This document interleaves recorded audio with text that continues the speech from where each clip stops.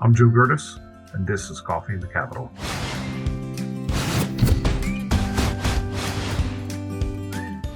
Our guest today is Brandon Carson, the Executive Director of the newly formed Pennsylvania Broadband Authority. Brandon, thank you for joining us. Thanks, Joe. Happy to be here. Brandon, you come to the authority with a great understanding and knowledge of broadband issues in Pennsylvania through your past work with the Southern Alleghenies Planning and Development Commission, and you were the Executive Director at Alleghenies Broadband, so you really know the issue from top to bottom. But thank you very much for taking some time to be with us today. Yeah, appreciate the interest. As you mentioned, I've spent 15 plus years working with local governments, working to identify needs and align resources to address those needs. And most recently, broadband became a real challenge for a lot of our communities and was elevated as a result of the pandemic. Sure. So my time with Alleghenies Broadband was focused on strategies to improve those services and connectivity out to those rural communities that we serve. Yeah, we've talked about it on Coffee in the Capitol before. The pandemic really highlighted some of the deficiencies that are out there and some of the holes in the broadband fabric that we have across the state. Yeah. And there's a lot of federal resources now and state resources that are coming to bear to kind of help fix that. Can you tell us a little bit about the Broadband Authority, how it came about, and kind of what the mission is and how to direct those dollars that are coming in? Yeah, the authority was created late last year through Act 96.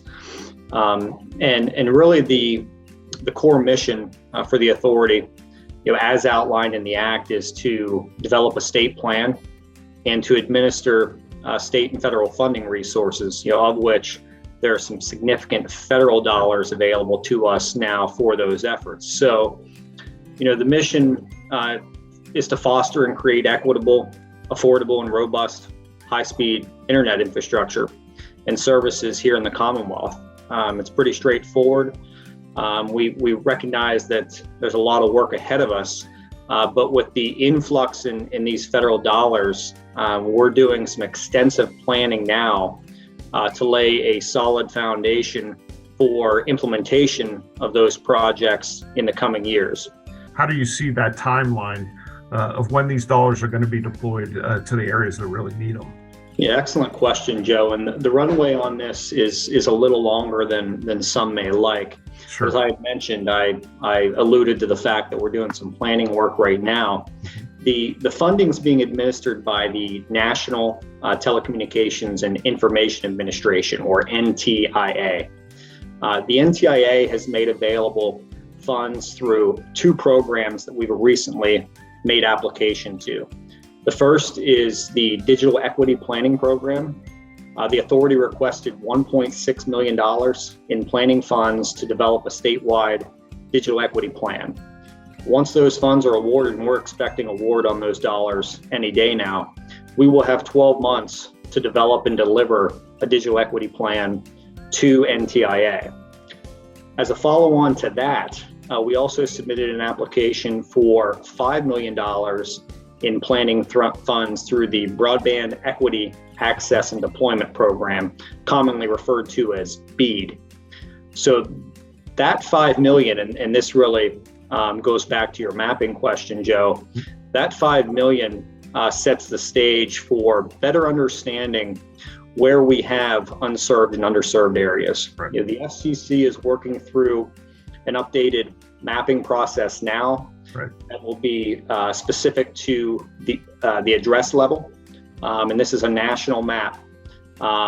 So we are going to use some of our $5 million in planning funds to ensure that the FCC's data is accurate, because once those maps are released by the FCC, there will be a challenge process. Sure.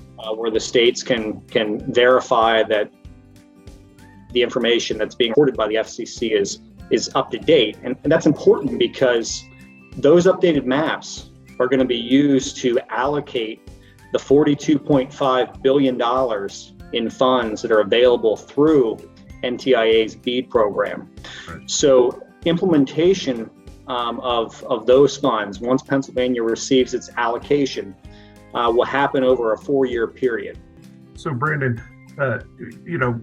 with Pennsylvania townships, there's 1,454. We represent 95% of the land mass of Pennsylvania. So, a lot of those unserved and underserved areas are going to be in the townships. What can townships do to help this process at this point in the game, to help access, make sure their areas that are underserved or unserved are taken care of?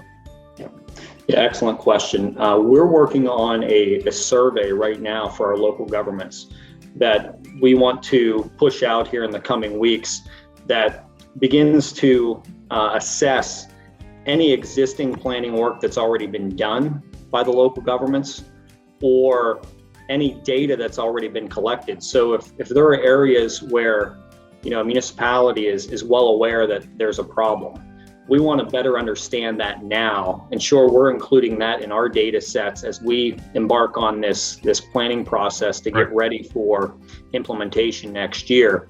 So I would encourage those townships that are aware of some of those deficiencies in terms of connectivity to be reaching out to the authority. And Joe, you're serving on one of the subcommittees that we are spinning up here with the authority. I believe you're on outreach and education. Yep. So you would be a great funnel for some of that data. If townships want to share some of that information with you, we'd be happy then to work with you to get that into our data sets. Brandon, that'd be great. And we really look forward to working with you. Looking forward to working with PSATS and the townships on this important issue in the coming years. And remember, if you like what you're seeing, email tvn@psats.org, subscribe to PSATS YouTube channel, hit the bell for notifications, and follow our social media pages. We'll see you back next week for the next episode of TVN.